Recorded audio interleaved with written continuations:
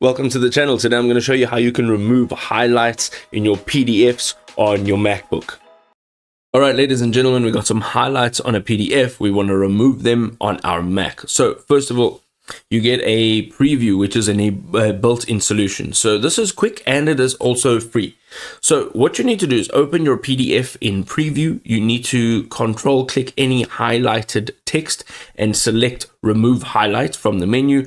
And this can be repeated for each highlight that you want to remove. Here's a pro tip. View all the highlights at once via view, highlight and notes to see what needs to be removed.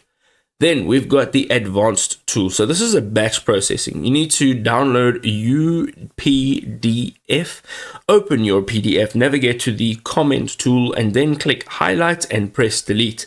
The comments panel allow you to remove multiple highlights simultaneously. This is perfect for documents with extensive highlights that need a quick cleanup.